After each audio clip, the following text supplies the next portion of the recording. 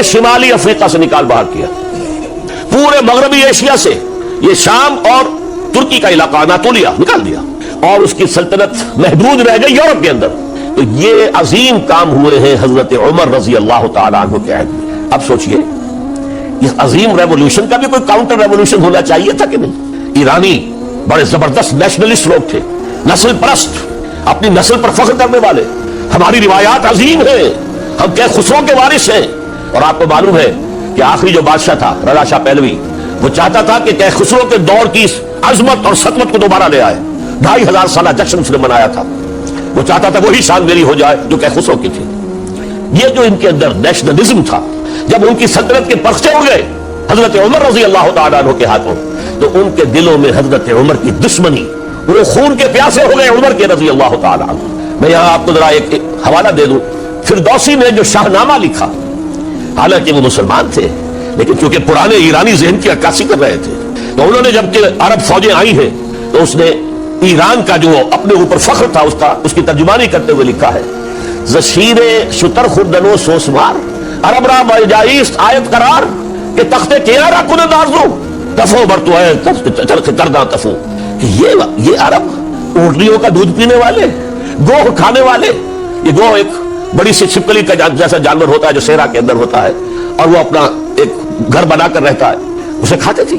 تو یہ گوہ کھانے والے، اونٹنیوں کا دودھ پینے والے عرب، آج ان کی یہ جرت، یہ جسارت، یہ ہمت کہ تخت کیارا کند آرزو، کہ وہ آج آرزو کر رہے ہیں کہ کہ سلطنت کہ کا تخت جو ہے وہ ہمیں مل جائے۔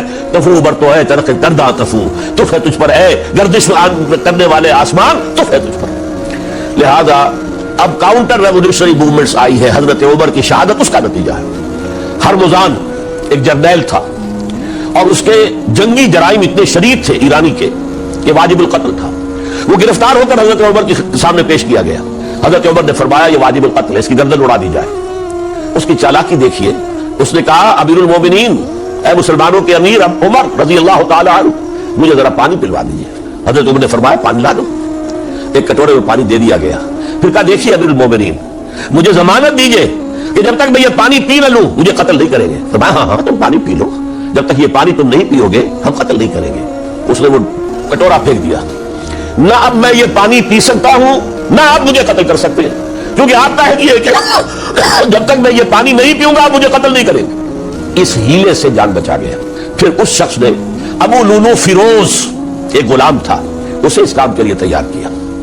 حضرت مغیرہ ابن شعبہ کا غلام تھا وہ، اور حضرت مغیرہ نے اس سے روزانہ کی ایک اجرت کہ تم کام کرو، مجھے صرف 7 آنے روزانہ دے دیا کرو۔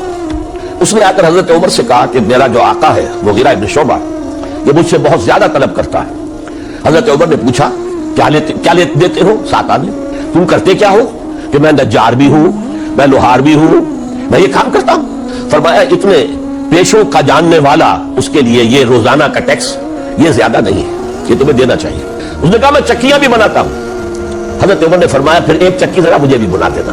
کہنے لگا آپ کے لیے تو میں ایسی چکی بناؤں گا کہ جس کی آواز دنیا بھر میں جائے گی۔ وہ شخص ہے، اور ہرمزان کی سازش کے تحت وہ ایرانی جسے بعد میں ایرانیوں نے کیا کہا، جس نے قتل کیا حضرت عمر فاروق کو، حضرت ابو لولو فیروز، آج بھی ایران میں اس کی قبر کی تصویریں بکتی ہیں تعداد کے اندر۔ حضرت ابو لولو فیروز وہ آیا ہے مسجد نبوی میں، اور آ کر اس نے جبکہ حضرت عمر رضی اللہ تعالیٰ عنہ امامت فرما رہے حملہ کیا، 5-6 وار خنجر کے کیے۔ حضرت عمر رضی اللہ تعالیٰ شدید مجروح ہو گئے۔ یہ انتقام تھا جو عجم نے، وہ سلطنت کے جس کے ٹکڑے ختم ہو گئے تھے، جس کا ٹکڑے کر دیے گئے تھے، اس نے انتقام لیا عالم اسلام سے۔ سمجھا انہوں نے یہ تھا کہ شاید یہ پوری عمارت اسی ایک ستون پر کھڑی ہے، حضرت عمر ہی کے ستون پر کھڑی ہے، اس ستون کو گرا دو گے پوری عمارت گر جائے گی۔ لیکن ثابت ہوا نہیں، یہ محمد کی بنائی ہوئی عمارت ہے صلی اللہ علیہ وسلم، یہ بہت قوی ہے، اس کی بنیادیں بہت مضبوط ہیں، کوئی ذرا سی تریڑ بھی نہیں آئی، ذرا سی تریڑ بھی نہیں آئی۔ حضرت عمر فاروق کی شہادت کے بعد حضرت عثمان رضی اللہ تعالیٰ عنہ کا دور خلافت شروع ہوا، اور جو کا تو جو قافلہ چل رہا تھا آگے چلتا چلا گیا۔ حضرت عثمان رضی اللہ تعالیٰ عنہ کے بارے میں بہت قیل و قال ہے، ان پر تنقیدیں بھی کی، اپنوں نے بھی کی ہیں، دشمنوں نے بھی کی ہیں، لیکن بات جان لیجئے یہ تاثر غلط ہے کہ ان کے پورے دور خلافت کے اندر فتنہ رہا یا ہنگامہ رہا، قتل غلط۔ 10 برس خلفائے راشدین میں طویل ترین دور خلافت حضرت عثمان کا ہے رضی اللہ تعالیٰ، 12 برس حضرت ابو بکر کے تو 2.25 برس تھے، حضرت عمر کے 10 برس تھے، ان کا 12 برس، اور 12 میں سے 10 سال ایسے تھے بعین ہی جیسے حضرت عمر کے 10 سال تھے۔ امن و امان ہے، سکون ہے، چین ہے، اور قافلہ اسلام بڑھ رہا ہے، فتوحات کا دائرہ بڑھتا چلا جا رہا ہے، فتوحات سیلاب کے مانند آگے بڑھ رہی ہیں۔ تھنتا نہ تھا کسی سے سیل رواں ہمارا یہ سیل رواں کو روکنے والی کوئی طاقت دنیا میں نہیں تھی۔ کسرا ختم، سلطنت ایران ختم، اور دوسری سپر پاور سلطنت روما، اس کی 3 میں سے 2 ٹانگیں توڑ دی گئی، 1 رہ گئی۔ اب کون تھا؟ خارج میں کوئی طاقت نہیں تھی جو اسلام کے سیلاب کو اور پوری نوع انسانی پر اتمام حجت اور اللہ کے دین کو پہنچانے کے راستے میں رکاوٹ بن سکتی ہے۔ اب ایک فتنہ اٹھا، دیکھیے حضور کی کنفرنٹریشن 3 مذاہب سے ہوئی تھی۔ ایک مذہب مشرکین کا، شرک کا قلع کما کر دیا گیا جزیرہ نما عرب سے، ختم ہو گیا۔ انہوں نے کاؤنٹر ریولوشنری موومنٹس اٹھائیں حضرت ابوبکر کے زمانے میں، ان کو کرش کر دیا حضرت ابوبکر صدیق رضی اللہ تعالیٰ عنہ، چاہے ہزاروں صحابہ شہید ہوئے۔ اس کے بعد دوسری طاقت کون تھی؟ مذہبی یہودی۔ یہود کے 3 قبیلے مدینے میں آباد تھے، بنو قینقاع، بنو قریظہ، بنو نذیر۔ 2 کو مدینے سے نکال دیا گیا ان کی بدعہدی کی وجہ سے، حالانکہ حضور نے مدینہ تشریف لاتے ہی ان سے معاہدے کر دیے تھے۔ ان کا میثاق مدینہ یہ در حقیقت ایک پیکٹ تھا، جوائنٹ ڈیفنس آف مدینہ کا۔ مدینے پر اگر کوئی حملہ کرے گا، اور ظاہر بات یہ ہے کہ امکان تھا کہ مکے والے آ کر حملہ کریں، مشرکین مکہ، لیکن مدینے کا ہم تحفظ کریں گے مل کر، مسلمان اور یہودی۔ لیکن انہوں نے ہر موقع پر وعدہ خلافی کی۔ پہلے بنو قینقاع نکالے گئے، پھر بنو نذیر نکالے گئے۔ غزوہ احزاب کے موقع پر بدترین جو ہے بدعہدی بنو قریظہ نے کی، اور ان کو بڑی سخت سزا دی گئی، کیونکہ انہوں نے خود کہا تھا کہ ہمارا فیصلہ سعد ابن معاذ رضی اللہ تعالی عنہ جو فیصلہ کر دیں گے وہ ہمارے حلیف ہے، جو فیصلہ کر دیں گے ہمیں قبول ہوگا۔ اور حضرت سعد نے تورات کے حکم کے مطابق فیصلہ کیا کہ ان کے جتنے جوان ہیں وہ قتل کر دیے جائیں گے۔ بڑی سخت سزا تھی کہ جو دی گئی ہے، اس میں کوئی شک نہیں۔ پھر ان کا اڈا تھا بہت بڑا خیبر میں، وہ نکال دیا گیا، وہاں سے انہیں نکالا گیا، اس کے اوپر مسلمانوں نے قبضہ کیا۔ جیسا کہ میں نے عرض کیا، عیسائیوں سے کوئی کنفرنٹیشن نہیں ہوئی تھی، لیکن ان 2 کے ساتھ ایک مشرکین عرب کا خاتمہ ہوا اور ایک جزیرہ نما عرب سے یہودیوں کا خاتمہ ہوا۔ لہذا ان کے اندر جلن تھی، انتقام کی آگ تھی۔ سب سے بڑا تو حسد تھا کہ 2000 سال سے نبوت اور رسالت ہمارے پاس تھی، موسیٰ سے لے کر عیسیٰ تک علیہ الصلوۃ والسلام۔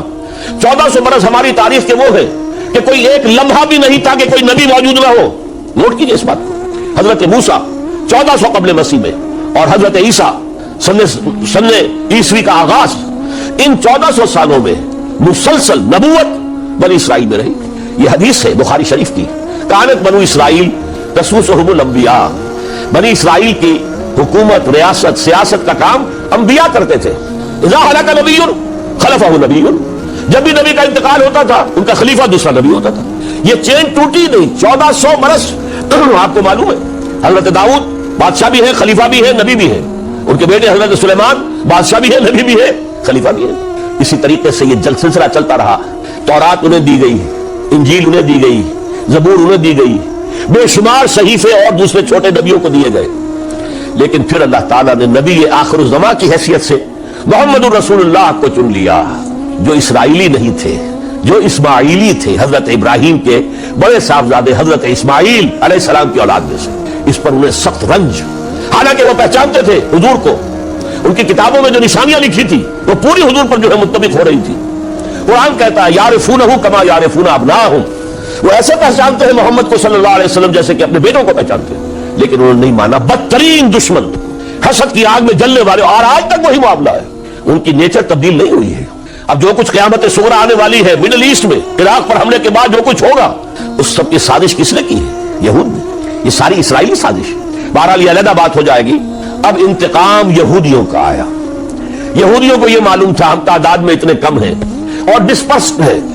سن 70 عیسوی میں ایک رومن جنرل ٹائٹس، اس نے حملہ کر کے یروشلم بیت المقدس کی اینٹ سے اینٹ بجائی، 1,33,000 یہودی ایک دن میں قتل کیے۔ اور ان کا سیکنڈ ٹیمپل جو تھا، جو حضرت سلیمان نے بنایا تھا، معبد، عبادت گاہ، ہم تو اسے مسجد کہیں گے، مسجد اقصیٰ، لیکن انہوں نے اسے کہا ہیکل، ٹیمپل، اس کو گرا دیا تھا نبوکدنضر نے 587 عیسوی میں۔ دوبارہ انہوں نے بنایا، اسے ٹائٹس نے گرا دیا، وہ آج تک گرا پڑا ہوا ہے، آج تک صرف ایک دیوار اس کی سلامت ہے جسے وہ ویلنگ وال کہتے ہیں، وہاں جا کر ماتم کرتے ہیں، روتے ہیں، پیٹتے ہیں۔ اور اس کو اس وقت سے نکال دیا گیا یہودیوں کو، نکل جاؤ فلسطین سے، بھاگ جاؤ یہاں سے، دفع ہو جاؤ۔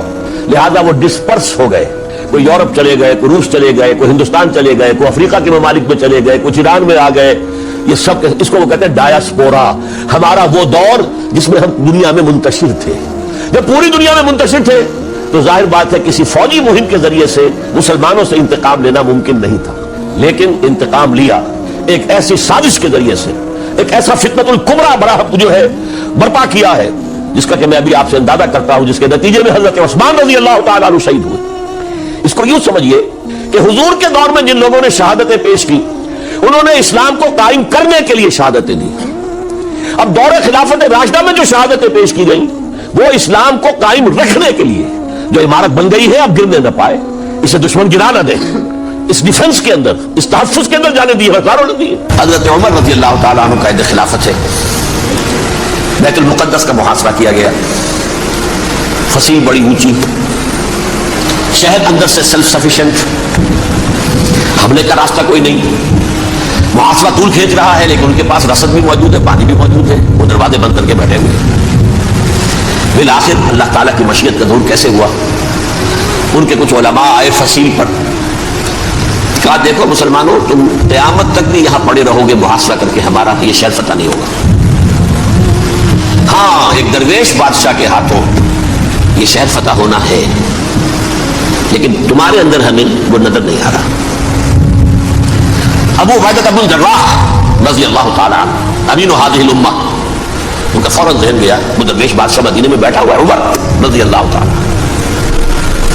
اب ایک اور عمر بھی ہے جو قندھار میں بیٹھا ہے، نقشہ وہی ہے، سادگی کی حد تک نقشہ وہی، بالکل وہی، اپنی آنکھوں سے دیکھا وہی سادگی۔ عمر اول عمر ثانی تھے عمر بن عبد العزیز۔ اب ایک اللہ کے فضل سے اللہ تعالیٰ ایدہ اللہ بنصرتہ، اللہ تعالیٰ ان کی نصرت فرمائے، دشمنوں کو ان کے مقابلے میں نیست و نابود کرے۔ انہوں نے ریکویسٹ بھیج دی کہ حضور تشریف لائیے، یہ شہر فتح ہو جائے گا۔ وہ ہے سفر تاریخی، اتنا طویل سفر، تقریباً 700 میل، ایک اونٹ، ایک خادم، ایک منزل پہ امیر المومنین اوپر بیٹھے، خادم آگے چل رہا ہے، اگلی منزل پہ خادم اوپر بیٹھا ہے، امیر المومنین آگے جا رہا ہے۔ اور جب پہنچے ہیں تو وہ باری تھی خادم کی، انہیں ہاتھ جوڑ دیا، حضور خدا کے لیے تم کیا کہیں گے لوگ، وہ میرا برا حال کر دیں گے، تمہیں شرم نہیں آئی، امیر المومنین پیدل آگے چل رہے، نکیل پکڑ کر تم بیٹھے ہو اوپر براجمان ہو۔ حضرت عمر فرمایا دوڑو دوڑو، نہیں باری تمہاری ہے، بیٹھ۔ اس حال میں پہنچے ہیں، اور پھر یہ کہ ابو عبیدہ بن جراح آئے ہیں، استقبال کیا ہے تو دیکھا ہے اس حال میں چلے آ رہے ہیں، عمر نکیل پکڑے ہوئے چلے آ رہے ہیں، اور کہتے ہیں کہ کہیں کیچڑ ویچڑ تھا، جوتے خراب ہو گئے تو وہ بھی اتار کے ہاتھ میں پکڑے ہوئے، کپڑے تو تھے ہی پھٹے ہوئے۔ انہوں نے کہا کہ حضرت ابو عبیدہ نے، دیکھیے یہ بڑا متمدن ملک ہے، بڑا مہذب علاقہ ہے یہ، آپ ذرا حلیہ اپنا درست فرما دیں تب جا کے پیش ہم آپ کو کریں گے۔ آپ نے فرمایا نحن قوم افضل اللہ بالاسلام، ہم وہ قوم ہیں جنہیں اللہ نے عزت دی ہے اسلام کے ذریعے سے، کپڑوں کے ذریعے سے نہیں، دولت کے ذریعے سے نہیں۔ اسی حال میں گئے ہیں، اوپر سے انہوں نے کھڑے ہو کر نشانیاں دیکھی ہیں، اپنی کتابیں کھولی، ہاں یہ وہی ہے، اچھا لو جی سرنڈر، شہر تمہارے ہاتھ میں، خون کا ایک قطرہ نہیں بہا اور بیت المقدس فتح ہو۔ لیکن اس وقت حضرت عمر نے ایک نرمی یہ کی کہ یہودیوں کے لیے بھی اسے اوپن سٹی قرار دے دیا۔ یہ احسان عظیم حضرت عمر کا، اس سے پہلے یہودی آ ہی نہیں سکتا تھا، داخل ہی نہیں ہو سکتا تھا، وہاں وہ آ کر وزٹ نہیں کر سکتا تھا، زیارت نہیں کر سکتا تھا اپنے مقدس مقامات کی۔ حضرت عمر نے یوں سمجھیے کہ تقریباً 550 برس کے بعد ان کے لیے راستہ کھولا ہے کہ ہاں تم آ سکتے ہو، زیارت کر سکتے ہو۔ لیکن یہ عیسائیوں نے لکھوایا معاہدے کے اندر، انہیں یہاں آپ آباد ہونے کی اجازت دیتے ہیں، لیکن کم وزٹ دی پلیسز، دیکھیں زیارتیں کریں اور جائیں۔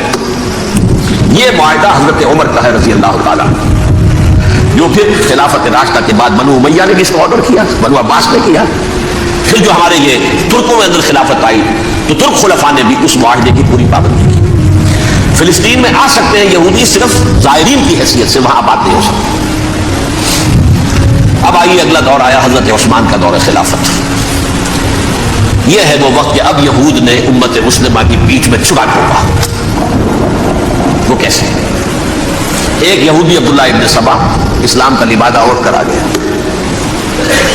معاشرے کا جائزہ لے لیا، ان میں بنو ہاشم اور بنو امیہ میں جو پرانی کشاکش تھی اس کے کچھ نہ کچھ جراثیم باقی ہیں، اگر ان کو ذرا بھڑکا دے تو مسلمانوں میں انتشار پیدا ہو۔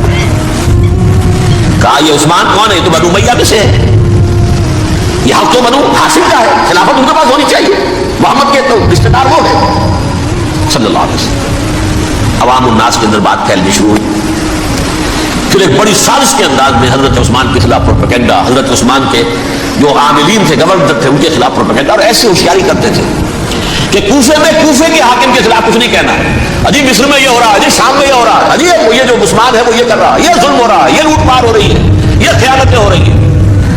اب نہ تو اس زمانے میں مینز آف کمیونیکیشن، کیسے تصدیق کریں؟ افواہیں تو آپ آج کراچی کے اندر شروع ہو جائے تو پتہ نہیں چل سکتا کسی کو کہ کیا اس میں صداقت ہے، کیا جھوٹ ہے، اور بری بات جو ہے فطرت انسانی کی کمزوری ہے، وہ فوراً قبول کرتا ہے، کسی کے بارے میں اچھی بات ماننے کو تیار نہیں ہوتا، لیکن بری بات تو فوراً دیا۔ بہرحال یہ فتنہ انہوں نے اٹھایا، حضرت علی کی الوہیت کا فتنہ اٹھایا، حضرت عثمان کے خلاف الفتنۃ الکبریٰ برپا کیا، حضرت عثمان شہید ہوئے۔ اس کے بعد 5 برس تک مسلمان ایک دوسرے کی گردنیں کاٹتے رہے، بابی خانہ جنگی ہوئی، امت کو وہ زخم لگایا ہے جو آج تک جس سے خون رس رہا ہے۔ یہ شیعان عثمان اور شیعان علی تھے جو بعد میں پھر سنی اور شیعہ ہو، اور آج تک فتنہ کس نے جگایا؟ ایک عبداللہ ابن سبا یہودی اور اس کے کارندے، شیطان کا ایجنٹ، اور انسانوں میں سے بھی اس کے جو بھی حواریین تھے اور شیطانوں کے اندر سے بھی انہوں نے بھی اس آگ کو بھڑکایا۔ یہ آپ سوچ لیجئے کہ یہ کس نے وہ زخم لگایا؟ یہودی۔ اگلا دور آیا، خلافت راشدہ ختم ہوئی، بنو امیہ کا بھی دور کافی گزر گیا۔ طارق ابن زیاد 712 عیسوی میں حملہ کرتے ہیں اسپین پر۔ اسپین اس وقت عیسائیت کا بہت بڑا گڑھ، بڑے کٹر ترین عیسائی جو اسپین میں تھے، لہٰذا یہودیوں کی وہاں بہت پٹائی ہوتی، میں بتا چکا ہوں، دشمنی تھی، چلی آ رہی تھی عیسائیوں کے ہاتھوں یہودیوں کی، وہ تو سن 300 عیسوی سے ایمپرر کانسٹنٹائن کے بعد شروع ہو گئی تھی۔ اس حوالے سے یہودیوں نے اس وقت چالاکی یہ برتی، کچھ راستے واسطے بتائے، کچھ مدد کی طارق ابن زیاد کی۔ طارق ابن زیاد نے انہیں اپنا محسن سمجھا، ہسپانیہ فتح ہو گیا، تو یہودی چونکہ محسنین کی فہرست میں آ چکے تھے، انہیں بہت اقتدار